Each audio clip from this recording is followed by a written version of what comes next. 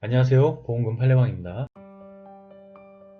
CCTV 영상에 따르면 출입금지 체인을 걷어내고 바다로 걸어간 후 몸이 잠기도록 수영을 하지 않다가 익사한 경우 방안이 정리되지 않고 유서가 없더라도 자살보험금은 면책인지 여부에 대하여 서울고법 2023나 2033-4995호 토대로 명확히 살펴보도록 하겠습니다.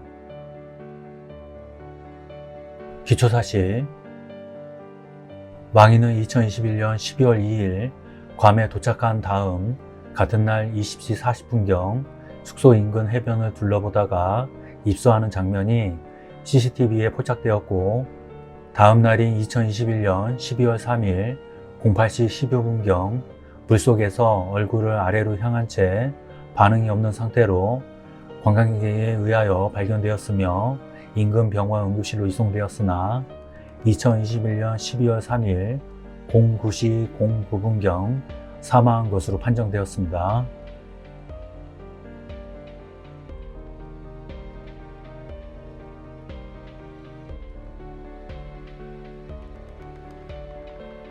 재판부의 판단.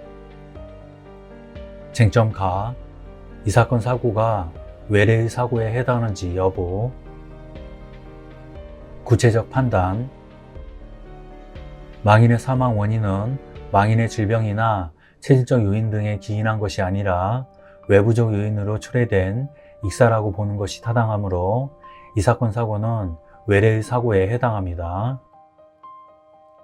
상세한 이유는 다음과 같습니다. 부검인은 부검 보고서에서 익사로 인한 질식사라는 소견을 밝혔습니다. K대학교 의과대학 법의학 교실 N 교수에 의하면 사인을 익사로 추정하였습니다.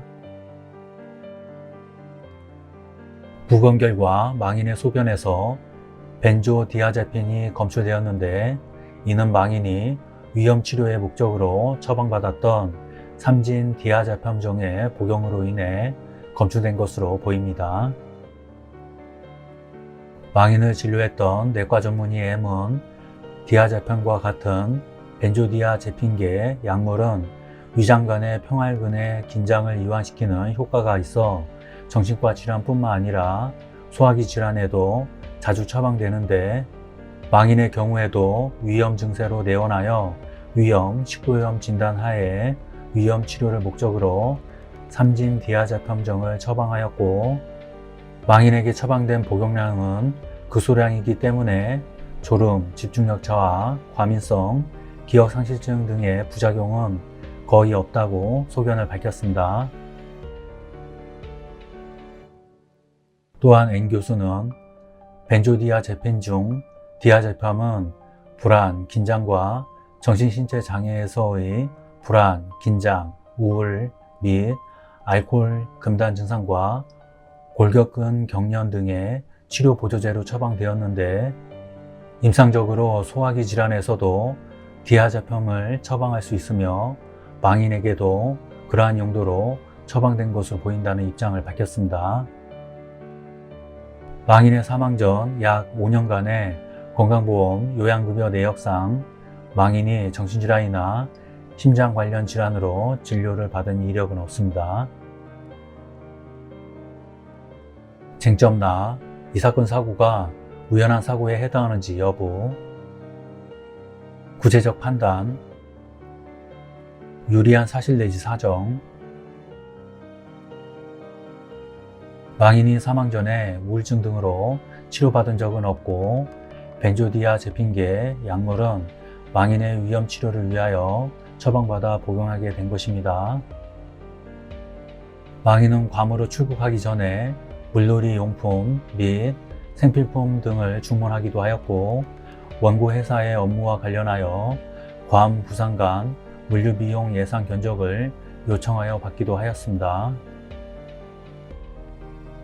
망인은 2021년 12월 2일 16시 12분경 괌 제2호텔에 체크인한 후 여러 차례 객실을 드나들면서 수영을 하기도 하고 저녁 식사도 하였습니다. 망인의 사망 후 망인이 투숙했던 객실을 확인했을 때 객실 일반적으로 잠시 외출했다가 돌아올 경우처럼 정돈되지 않은 상태로 옷가지, 휴대폰과 충전기, 안경, 지갑, 스노클링 마스크 등이 여기저기 놓여 있었고 유서가 발견되지도 않았습니다. 망인은 종전에도 해외여행 시 복수의 여행자 보험을 가입한 바 있습니다. 망인이 호텔에 인접한 바다에 들어갔던 2021년 12월 2일 20시 40분경을 전후하여 괌 기후 기록상 날씨는 맑음 또는 대부분 맑음으로 되어 있습니다. 원고 회사는 영업이익이 2021년에는 약 마이너스 6억 5천만 원이었으나 2022년에는 다시 약 3억 원으로 회복되었고 이 사건 사고 일에 가까운 2021년 11월 23일 당시 국내 및 해외 영업을 합하여 거래처에 대하여 약 2억 6,200만 원의 채권을 갖고 있는 상황이었으며 유동자금도 약 2억 3천만 원을 보유하고 있었습니다. 피고를 비롯한 보험회사들의 진정으로 진행된 위 H에 대한 보험사기 방지 특별법 위반 및 자살방조 진정 사건은 2022년 11월 22일 입건 전 조사 종결, 혐의 없음으로 종결되었습니다. 불리한 사실 내지 사정. 그러나 한편 위에서 인정한 사실만으로 이 사건 사고가 우연한 사고에 해당한다고 보기는 부족하고 달리 이를 인정할 증거가 없습니다. 상세한 이유는 다음과 같습니다. 망인은 종전에도 해외여행 또는 해외 출장 시에 여행자 보험에 가입하였으나 종전에는 1회 여행 또는 출장 시에 두세 개 정도의 여행자 보험에 가입했던 것과 달리 이 사건 보험에 가입할 무렵에는 4일간의 괌 여행을 위하여 이 사건 보험을 포함하여 12개 보험사를 통하여 15개의 여행자 보험에 가입하였는데 상해 사망 보험금을 모두 합산하면 합계 41억 원에 이릅니다.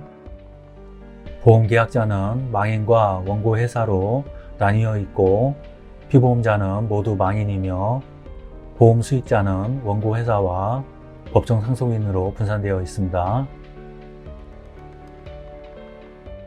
어떤 위험을 대비하기 위하여 어떤 행동을 취하느냐는 각 개인의 성향에 따라 상당히 다를 수 있고 망인이 괌 여행을 떠난 시기는 코로나19 팬데믹으로 인해 종전에 없던 위험이 추가된 시기이기도 하며 상해 사망 보장 금액이 가장 높은 것은 여행자 보험의 기본적인 상품 특성에 기인한 것으로 보이고 망인이 가입한 여행자 보험의 보장 내역 중에는 해외여행 중 질병 사망 및 80% 이상 후유장애, 해외 의료비 질병, 질병 해외 의료기관, 해외여행 실손 의료비 등 코로나19 감염에 대비한 것으로 보이는 보장도 포함되어 있기는 합니다.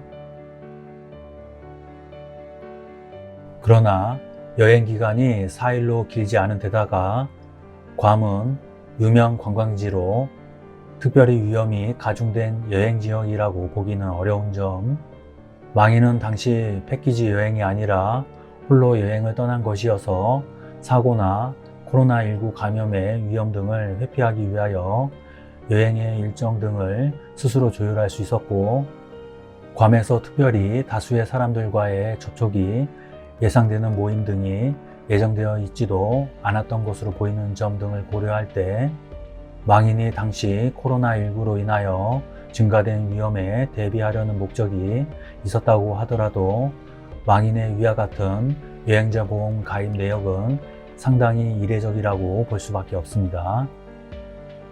보험 수익자를 원고 회사와 법정 상속인으로 분산시켜 보험사고 발생 시 전체 보험금의 배분을 어느 정도 고려한 것으로 보이는 점 역시 4일간의 여행에 대비하여 여행자 보험을 가입하는 경우에 통상적인 형태라고 보기는 어렵습니다. 망인은 2021년 12월 2일 20시 37분경 호텔 객실에서 수경과 수건, 손전등 등을 들고 나와 식당을 거쳐서 식당 옆에 있는 수영장을 잠시 둘러본 후 20시 39분경 바닷가로 내려가는 계단을 이용하였는데, 당시 위 계단 입구에는 바닷가 출입을 금하는 취지로 체인이 설치되어 있음에도 망인은 체인을 들어 올리고 계단을 이용하여 바닷가로 내려갔습니다. 당시 호텔 건물에서 바닷가로 내려가는 위 계단 주변에는 조명이 있었으나 바닷가에는 이미 수시간 전에 해가 진 반면 별도의 조명이 없어 망인이 바닷가에 있었던 20시 40분경에는 매우 어두운 상태였고, 바다는 만조에서 간조로 이행하는 시기라 수심이 아주 얕은 상태는 아니었습니다. CCTV 화면상 바닷가에는 바다로 내려갈 수 있는 계단이 2개 있었는데, 망인이 그중 가장 가까운 첫 번째 계단으로 내려가서 손전등으로 주변을 비추어 본 후 다시 올라와서는 조금 떨어진 두 번째 계단으로 이동하여 그 계단을 내려가서 바다에 들어갔습니다. 그런데 망인은 두 번째 계단에서는 손전등으로 주변을 비추어 보지 않았고, 바닷가에 들어간 후 호텔을 등지고 바다 방향으로 거의 똑바로 걸어갔는데, 그 과정에서 통상적으로 수영을 하려는 사람이 입수를 하면서 하는 팔, 다리, 가슴 등에 물을 끼얹는 등의 행동은 하지 않았습니다.